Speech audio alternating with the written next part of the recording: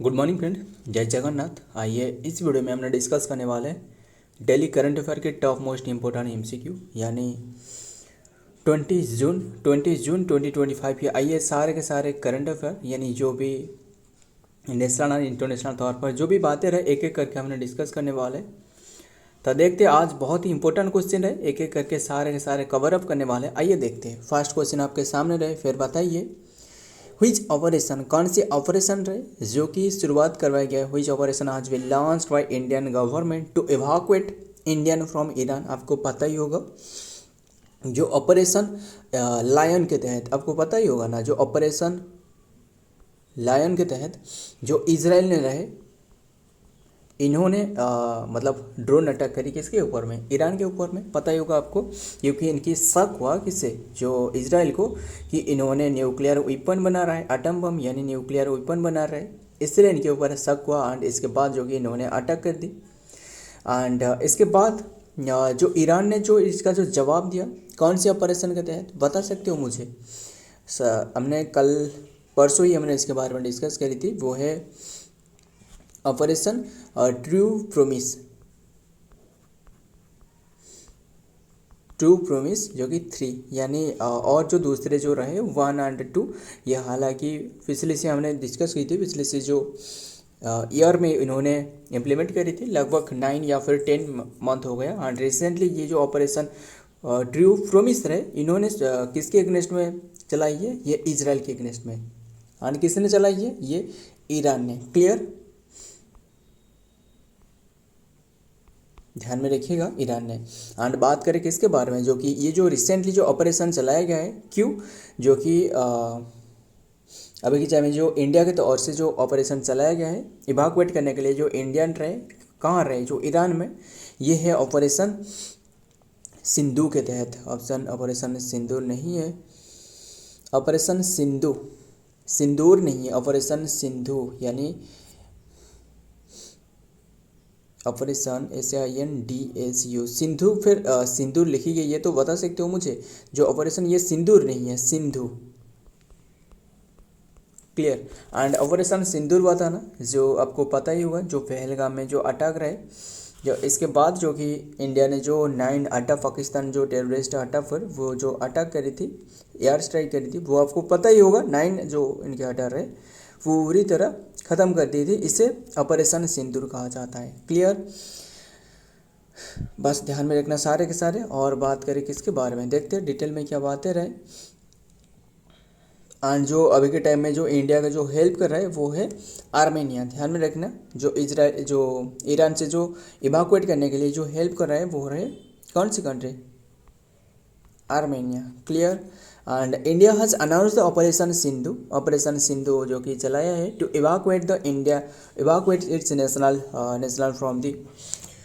From Iran in the view of the deteriorating situation and during the जो deteriorating situation अभी के time में चल रहा है, डिटोरेटिंग सिचुएशन, जो कि आपको पता ही होगा कौन सी ऑपरेशन रहे, जो ऑपरेशन लायन इजराइल ने चलाया, इसके अगेंस्ट में ऑपरेशन ट्रू प्रोमिस इन्होंने ईरान ने चलाया, इसलिए जो कि इंडिया को इवैक्यूएट किया जा रहा है। क्लियर सारे के सारे, ये जो हेल्प कर रहा है आर्मेनिया। क्लियर, नेक्स्ट देखते हैं। नंबर 2 बताइए वर्ल्ड रिफ्यूजी डे कौन से डे को ऑब्जर्व करी जाती है, बता सकते हो। वर्ल्ड रिफ्यूजी डे ये ऑब्जर्व करी जाती है 20 जून को, यानी ऑप्शन सी इज तो राइट आंसर। 20 जून आज की डेट क्या है, 20 जून आज की डेट को ऑब्जर्व करी जाती है वर्ल्ड रिफ्यूजी डे के रूप में। ध्यान में रखिएगा। एंड रिसेंटली यानी लगभग 1 आवर हो गया, जो अभी के टाइम में जो वीडियो अपलोड किया जा रहा है, मतलब रिसेंटली ये डिक्लेयर करवाया गया है, जो कि 1 आवर हो गया, जो कि ये डिक्लेयर करवाया गया है। ये थीम, हालांकि ये थीम इंक्लूड नहीं कर पाए, बस ध्यान में रखना, ये थीम जो रहे वो है सॉलिडारिटी। रिसेंटली डिक्लेयर करवाया गया है, जो सॉलिडारिटी विथ रिफ्यूजी। क्लियर, ये इसका थीम रहे, रिफ्यूजीज इसके थीम रहे, जो वर्ल्ड रिफ्यूजी डे इसके थीम रहे। ध्यान में रखिएगा, ये 20 जून को ऑब्जर्व करी जाती है। फिर जो भी हमने डेट डिस्कस की है, बताना मुझे एक एक करके, बता सकते हो। यही पे हमने डिस्कस कर लेते हैं। जो भी डे हमने डिस्कस करी है, 1 जून को हमने डिस्कस करी थी, बताना 1 जून को कौन सी डे था, world milk day, clear. And 1 जून को और एक डे था जो कि ग्लोबल डे ऑफ पेरेंट, पता ही होगा आपको, हमने हर बार डिस्कस किए, आज इंक्लूड नहीं कर पाए, ठीक है, फिर भी डिस्कस कर लेंगे। जो तेलंगाना फॉर्मेशन डे रहे, कौन सी नंबर की, 26, बताना कौन सी नंबर के बने थे। एंड गोवा पूछे तो वो 25 नंबर के बने थे, है ना। एंड ये तेलंगाना जो कि बने 2 जून को जो कि तेलंगाना फॉर्मेशन डे, यानी एग्जैक्ट ईयर पूछे तो 2014 में ये बने थे, 2 जून हो गया। एंड देन 2 जून को और एक ऑब्जर्व करी जाती है, इटाली रिपब्लिक डे, बस ध्यान में रखिएगा, इतना इंपॉर्टेंट नहीं है, फिर भी ध्यान में रखना। एंड 2 जून को जो कि ऑब्जर्व करी जाती है इंटरनेशनल सेक्स वर्कर डे, 3 जून को ऑब्जर्व करी जाती है world bicycle day, clear. And बस ध्यान में रखना। और क्या रहा है, 5 जून को हमने डिस्कस करी थी इंटरनेशनल एनवायरनमेंट डे, जो इंटरनेशनल एनवायरनमेंट डे। एंड जो कि 7 जून को ऑब्जर्व करी जाती है वर्ल्ड फूड सेफ्टी डे, 7 जून है। एंड ध्यान में रखना, 8 जून को ऑब्जर्व करी जाती है world brain tumour day. And 8 जून को और एक डे ऑब्जर्व करी जाती है, वो है वर्ल्ड ओशन डे। 8 जून को और एक डे रहे world national best friend day, clear सारे के सारे। 8 जून को और एक डे रहे, वो है डॉल डे, क्लियर सारे के सारे, ध्यान में रखिएगा। एंड 12 जून को और एक सबसे इम्पोर्टेंट डे रहे 12 जून को, वो है world day against child labour, जो कि 1919 में जो ILO रहे, इंटरनेशनल लेबर ऑर्गेनाइजेशन, जिसका हेडक्वार्टर जेनेवा स्विट्जरलैंड में रहे, इसका स्थापना रहे। WHO की स्थापना कौन सी डेट है, बता सकते हो, 1948, जेनेवा स्विट्जरलैंड में हेडक्वार्टर, 7 अप्रैल को इसका स्थापना रही, यस 1948। ये भी कहाँ रहे, स्विट्जरलैंड में रहे ना, ध्यान में रखिएगा, सारे के सारे जेनेवा स्विट्जरलैंड में रहे। बस आज की डे भी तो हमने डिस्कस कर ली, और भी काफ़ी डे याद आ रहा है, आपको बता देता हूँ सारे के सारे। जो रिसेंटली हमने डिस्कस करी थी world elder abuse awareness day, वो 15 जून को ऑब्जर्व करी जाती है, world elder abuse awareness day. And और एक रहे, क्या रहे, world sickle cell anaemia day, जो 19 जून को, जो ब्लड की एक डिजॉर्डर रहे, ब्लड डिजॉर्डर, यानी जो ब्लड की जो साइज रहे वो कैसे होती है, डिस्क तरह की होती है, बट इसका साइज में गड़बड़ी देखने को मिलती है, क्लियर। इसे क्या कहा जाता है, ब्लड सिकल सेल एनीमिया, यानी ये एक ब्लड डिजॉर्डर डिजीज है, क्लियर सारे के सारे। सो आइए देखते हैं क्या आ रहा है डिटेल में। वर्ल्ड रिफ्यूज डे, ध्यान में रखना, world refugee day is observe every year on 20 June को ऑब्जर्व करी जाती है, honour the courage and resilience of the refugee, and then people forced to flee their own country, and then मतलब जो own country है इससे त्याग करके वो चले जाती है अदर कंट्री को, own country, and then seek the safety and another, it is the originally. And then 50 anniversary of the 1951 refugee convention, the first world refugee day took place in 20 June 2001 में, clear. Next फिर बताइए number 3, Which year has been declared as the, कौन सी year को declare करवाया गया as the international year of womens, international year of womens के रूप में कौन सी ईयर को डिक्लेयर करवाया गया है, ये है 2026 को इंटरनेशनल ईयर ऑफ वुमेन के रूप में। एंड किसने ये अनाउंसमेंट करी है, वाई यूनाइटेड नेशन ने, यूनाइटेड नेशन जनरल असेंबली जो रहे इन्होंने, the United Nation General Assembly देख सकते हो, has declared the 2026 as the international year of the women farmer. The initiative recognises the essential role women in the agriculture, मतलब जो essential role रहे किसकी, जो वुमेन की एग्रीकल्चर फील्ड में, इसे बढ़ावा देना। And then food security with जो कि addressing the gender disciplinary disparities, ध्यान में रखना, in the land and ownership market access and then credit of the technology, clear. जो कि वुमेन फार्मर के रूप में 2026 को यूनाइटेड नेशन जनरल असेंबली के द्वारा डिक्लेयर करवाया गया। देखते हैं नंबर 4, फिर बताइए, इंपॉर्टेंट है, बस स्टार मार्क लगा लेना। व्हिच स्टेट, बताइए फिर, which has become the first state in India, कौन सी स्टेट बने first state in India to observe the facility are the mobile based e voting, मतलब मोबाइल बेस्ड, मतलब ये एक मोबाइल ऐप रहे, वहाँ से घर बैठे भी आप वोट दे सकते हो। आप नहीं, कहाँ की है, कौन सी स्टेट ने इम्प्लीमेंट करी है? बिहार ने। Option B is the right answer. जो नीतीश चाचा रहे ना, नीतीश कुमार रहे, पता ही होगा जो नीतीश कुमार की जो कंट्रीब्यूशन रहे, कहाँ की जो एनडीए बनने में, यानी जो प्राइम मिनिस्टर की जो बनने में जो योगदान रहे, कितना रहे, कितना अहमियत भूमिका रहे, वो आपको शायद पता ही होगा, है ना। बस ध्यान। एंड और एक रही जो चंद्रबाबू नायडू, जो आंध्र प्रदेश की। सो बात करें चंद्रबाबू नायडू की, तो वो टीडीएस रहे, जो तेलुगु देशम पार्टी रहे ना। बस ध्यान में रखना, ये बिहार ने जो कि इम्प्लीमेंट करी है। बात करिए जो आप के बारे में, इसका नाम है जो मोबाइल ऐप रहे, इसका नाम है क्या रहे, HECBSR। ध्यान में रखना, ये मोबाइल ऐप है। बस इसके तहत जो कि आप वोट दे सकते हो। एंड ये जो डेवलप करवाए किसके द्वारा? भाई CDAC के द्वारा, CDSC। क्लियर सारे के सारे, एकदम क्लियर। नेक्स्ट देखते हैं, आइए फिर नंबर डिटेल में पहले देखते हैं। A paradigm shift to the voting process the Bihar State Election Commission has declared, जो कि डिसाइडेड करी है, to roll out the e-voting system using the Android based mobile system। जो है मोबाइल रहे, Bihar will be the country first state to adopt the evolutionary and then changing in the voting process को, मतलब voting process को इन्होंने change करी है। अगर ऐसे हो सकता है, मतलब कल भी ऐसे हो सकता है कि और जो जितना भी स्टेट है वहाँ भी इसका सुविधा भी उपलब्ध हो सकता है। ध्यान में रखिएगा। फिर भी इसमें बस अगर पूरी तरह स्वच्छता रहे तो ये ज़रूर अदर कंट्री में ये भी, सॉरी अदर स्टेट में ये ज़रूर इम्प्लीमेंट होने वाले कंट्री जो कि फास्ट स्टेट बने। बस ध्यान में रखना, इसलिए इंपॉर्टेंट है कि फास्ट स्टेट बने। Voting process tracking and then जो कि अक्सी बहानी न्यूज, ध्यान में रखना। And then state election commissioner Deepak Prasad said though जो कि इनिशियल जो कि initiative will start in the upcoming जो municipal and then urban body जो पोल्स होने वाले, जो इलेक्शन होने वाले 28 जून में, वहाँ ये इम्प्लीमेंट करवाया जाएगा। क्लियर। नेक्स्ट देखते हैं, बात करें बिहार की, तो आइए बिहार के बारे में देखते हैं एक करके। फिर बताइए मधुबनी पेंटिंग कहाँ की है, बता सकते हो? वो बिहार की है। कैपिटल पटना हो गया, जो कि साउथ बैंक ऑफ गंगा के किनारे स्थित है।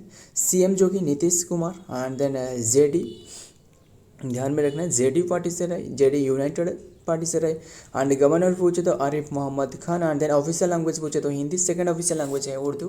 एंड बिहार स्टेट डे पूछे तो 22 March 1912। And Bihar state day को और एक रहे वाटर डे। क्लियर, पता ही होगा आपको, वाटर डे के रूप में ऑब्जर्व करी जाती है। एंड सर ऑफ बिहार किससे कहा जाता है? कोसी रिवर को। एंड ध्यान में रखिएगा। एंड बात करें स्टेट बर्ड की, वो है house sparrow. And then state animal ये है गौर और इंडियन वैसन। फेस्टिवल यहाँ के पूछे तो छठ पूजा हो गया। एंड देन मकर संक्रांति हो गया, Holi, Eid. And then Buddha Jayanti. And then Saurath. And then Saurath Sabha जो कि Surat Sabha. And then Shravani Mela. And then Sonpur cattle festival. सारे का सारे ध्यान में रखना। आइए देखते हैं नेक्स्ट। फिर बताइए नंबर 5 पर क्या आ रहा है? Which place top in the latest global liveability index. बताइए पर जो व्हिच प्लेस, कौन सी प्लेस टॉप पर है, जो कि लेटेस्ट जो अभी के टाइम में जो ग्लोबल लिवेबिलिटी इंडेक्स जो रिलीज़ करवाया गया है, इनमें से इंडिया का रैंक क्या आ रहा है? एंड इंडिया की जो कौन सी यूनिवर्सिटी रहे, जो इंडिया की दिल्ली यूनिवर्सिटी एंड जो Mumbai university, sorry Mumbai university नहीं, ये जो Delhi city and then Mumbai city रहे, इसका रैंक क्या आ रहा है? 141 नंबर है। दोनों की संयोग से ये जो कि एक ही घोषणा करवाया गया है, 141 रहे। एंड ये जो which place top in the latest global liveability index 2025, ये 2025 की रिपोर्ट है, 2025 की रिपोर्ट है। कौन सी प्लेस टॉप पर है? वो है कोपेनहेग। कोपेनहेग मतलब किसकी कैपिटल है? जो डेनमार्क की कैपिटल है। क्लियर, डेनमार्क की कैपिटल कोपेनहेग। एंड ये कोपेनहेग जो कि टॉप पर रहे। एंड बात करें और जो तीसरी पर रहे, थर्ड पर कौन रहे, वो है Zurich Switzerland. Clear, Switzerland. And India की तो हमने डिस्कस करी। देखते हैं नेक्स्ट में क्या आ रहा है डिटेल में। ये देख सकते हो जो कोपेनहेग डेनमार्क की, ये 98 इनके टोटल स्कोर रहे। एंड वियना ऑस्ट्रिया जो रहे, इसके 97.1%। एंड ज्यूरिच स्विट्जरलैंड ये 97.1। एंड मेलबोर्न ऑस्ट्रेलिया जो रहे, ये 97। क्लियर सारे के सारे। Global liveability index. Liveability index मतलब है क्या असल में, पहले मुझे ये बताना। इसका मतलब यही है कि मतलब कौन सी सिटी रहे, कितना रहने के लिए योग्य है, यानी कितना क्वालिटी मेंटेन रहे, सारे के सारे बातें ये बताई जाती है, ध्यान में रखिएगा। एंड और किसके बारे में बात करें, बस ध्यान में रखना। एंड जो कि इन रिसेंट ईयर जो कि urban migration has rising as the people seek and then better economic and then prospect and living the standard giving rise to the concept of the livability, जो livable city रहे and sustainable including and then equipped with the essential services and then amenities। मतलब कितने की essential जो service ये provide किया जा रहा है ये सिटी के द्वारा, वो बताया जाता है। क्लियर। नेक्स्ट देखते हैं number 6, who has won the title as the Canadian Grand Prix 2025। फिर बताइए कनाडियन ग्रैंड प्रिक्स 2025 किसने ओन करी है? ये ओन करी है जो कि George Russell. Option D is the right answer, George Russell. मतलब हमने हर बार जो मार्क्स वर्स्टैपेन रहे हैं इनके बारे में डिस्कस कर रहे थे, बट अभी के टाइम में जो ये कनाडियन ग्रैंड प्रिक्स जो ओन करी है ना, ये ओन करी है जो जोराज रास्कल ने। एंड कौन सी कंपनी की ड्राइवर? ये है जो मर्सिडीज रहे, मर्सिडीज के ड्राइवर है। क्लियर। एंड देखते हैं डिटेल में क्या रहे। The news of the contact जो कि contract extension comes to the day and then after the जो मर्सिडीज जॉर्ज रास्केल, देख सकते हो इनका नाम क्या आ रहा है, जॉर्ज रास्केल, यानी ये जे नहीं है, जॉर्ज जी नहीं है, ये जे नहीं है, ये जी है, जॉर्ज रास्केल। क्लियर। नेक्स्ट देखते हैं George Russell and then clinches the 2025 जो कि कनाडियन जीपी जो ग्रैंड प्रिक्स रहे and ahead of the forum title F1 and then world championship जो कि Max Verstappen of the Red Bull title की। Clear. जो मार्क्स वर्स्टैपेन है वो तो रेड बुल जो ड्राइविंग कंपनी है। तो देखते हैं next, who has been made the brand ambassador for the world para athletics championship 2025। फिर बताइए किसने जो कि who has made the brand ambassador for world para athletics championship? ये है Kangana Ranaut. Option D is the right answer, Kangana Ranaut, जो कि इन्होंने बनाया गया है ब्रांड एम्बेसडर के रूप में। किसकी? जो पारा एथलेटिक्स चैंपियनशिप 2025 है ना, पता ही होगा पारा एथलेटिक्स चैंपियनशिप 2025 कहाँ होने वाला है, पहले ये बताना। ये जो पारा एथलेटिक्स 2025 है ना, ये 12th एडिशन रहे। कौन सी एडिशन? 12th एडिशन, 12वां नंबर की एडिशन। एंड बस ध्यान में रखना ये होने वाला है 27 सितंबर से लेकर 5 अक्टूबर तक, 5 अक्टूबर 2025 की बात किया जा रहा है, होने वाला है। कौन से प्लेस में? एट जवाहरलाल नेहरू स्टेडियम, जो कहाँ रहे, न्यू दिल्ली में, वहाँ होने वाला है। क्लियर सारे के सारे। एंड ये कंगना रनवत को इन्होंने जो कि बनाया है ब्रांड एम्बेसडर के रूप में, किसकी? जो वर्ल्ड पारा एथलेटिक्स रहे।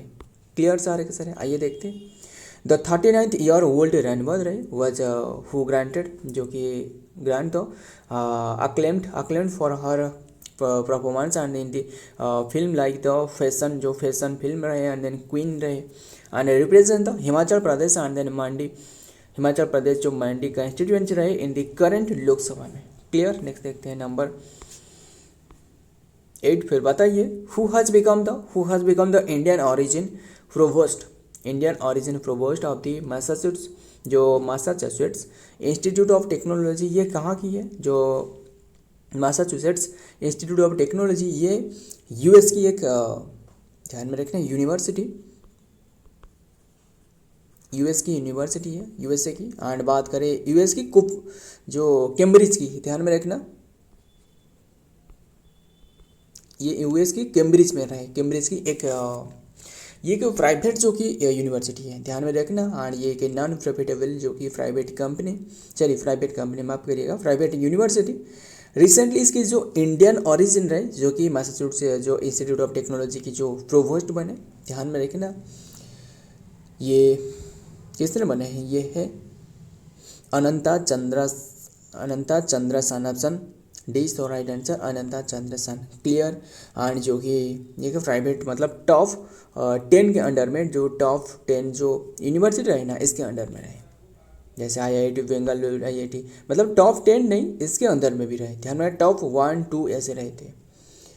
चेन्नई वन प्रोफेसर जो अनंत, देख सकते हो, चंद्रक रहे, has been chosen as the next provost, जो कि provost of the Massachusetts Institute of Technology MIT, and then making him the Indian first Indian American to hold the top academic and then role of the famous US University. He will begin his new job in only on July 1 से इनकी कार्यकाल शुरुआत होने वाला है। Next देखते हैं number 5 9, who has write the book different stroke 1998 to 2014। ये इसके ऊपर में जो किसने ये बुक लिखी है, जो कि 1998 टू 2014 के बीच में जो इन्होंने फिनेंस मिनिस्टर थे, ये है option A K Bhattacharya. Option C is the right answer, A K Bhattacharya, जो कि ये फिनेंस मिनिस्टर थे, फॉर्मर फाइनेंस मिनिस्टर। अभी के टाइम में कौन है, वो है निर्मला सीतारमन। वाटर मिनिस्टर कौन है, CR पटेल। टेक्सटाइल मिनिस्टर कौन है, गिरिराज सिंह। और गजेंद्र सिंह शेखावत, वो है टूरिज्म अफेयर मिनिस्टर। ध्यान में रखिएगा सारे के सारे बातें, ये है ए K Bhattacharya. Right the book difference stroke 1998 के बारे में। एंड ये जो रहे ना, ये तीसरे एडिशन रहे, 3rd नंबर के एडिशन। हालांकि इससे पहले इन्होंने और 2 बुक लिखी गई है इनके द्वारा, ध्यान में रखना। देखते हैं डिटेल में क्या रहे। The book India finance minister different stroke जो 1998 टू 2014 के बीच में was written by A K Bhattacharya. He is well known the Indian journalist and then author of has the written of the extensively on the business and then economy. इसी field से जुड़े रहे, ध्यान में रखने सारे के सारे। नेक्स्ट देखते हैं क्या आ रहा है नंबर 10। बताइए फिर according to World Economic Forum, फिर बताइए वर्ल्ड इकोनॉमिक फोरम के मुताबिक 2025 what is the rank of India in the energy transition index. Energy transition index में इंडिया का रैंक क्या है, ये है 71। ध्यान में रखना। पिछले से पूछे तो जो 2024 की रिपोर्ट के मुताबिक इंडिया का रैंक 63 था, बट अभी के टाइम में वो 71 रहे। ध्यान में रखिएगा, गिरावट देखने को मिली है। मतलब ये किसके बारे में बात कर रहे हैं, जो इंडिया जो एनर्जी ट्रांजिशन इंडेक्स रहे ना, मतलब सारे के सारे जो एनर्जी, सिर्फ हमने ग्रीन एनर्जी की बात नहीं कर रहा हूँ, सारे के सारे जो एनर्जी, जो हाइड्रो इलेक्ट्रिसिटी हो गया, थर्मल इलेक्ट्रिसिटी हो गया, देन और जो भूतापीय जो इलेक्ट्रिसिटी हो गया, जो भी सारे के सारे नहीं, जो थर्मल एनर्जी कहा जाता है, ध्यान में रखना। भूतापीय जो रहे एंड देन और क्या रहे, जो सोलर एनर्जी हो गया, विंड एनर्जी, सारे के सारे मामले में, न्यूक्लियर एनर्जी, सारे के सारे इंडिया का रैंक क्या है 71, देख सकते हो ना। एंड टोटल कंट्री पूछे तो टोटल कंट्री 118, यानी 118 कंट्री जो कि इनमें कंट्री में से ये इंडिया का रैंक 71 रहे। एंड टोटल कंट्री में से जो लास्ट वाला जो रहे 118 पर, वो है कॉन्गो। क्लियर सारे के सारे, एकदम क्लियर। एंड इसमें जो टॉप पर जो कंट्री रहे, टॉप पर जो फर्स्ट पर है वो है स्वीडन, सेकंड पर जो रहे वो है फिनलैंड, एंड तीसरे पर जो रहे वो है डेनमार्क। क्लियर सारे के सारे। एंड बस देखते हैं detail and then session end करते हैं। India has dropped the 71 position on the World Economic Forum WEF Energy Transition Index 2025 and falling from the 63 place से जो 63rd place जो पिछले से रहे लास्ट ईयर एंड जो कि despite the dip the nation showed and then mark the improvement in energy efficiency and then investment capacity. मतलब जो एनर्जी एफिशिएंसी क्या आ रहा है एंड देन इसमें जो इन्वेस्ट जो किया जा रहा है, कितनी की परसेंटेज क्या आ रहा है, सारे के सारे इसमें डेफिट की जाती है। सो फ्रेंड, आज की कंटेंट है। अगर वीडियो पसंद आए तो वीडियो को लाइक करना, आपके दोस्त यार फिर जो भी रहे इनके साथ शेयर करना। मिलता हूँ और एक वीडियो में और एक ऐसा ही एक इम्पोर्टेंट MCQ के साथ। तब तक के लिए जय हिंद, जय जगन्नाथ।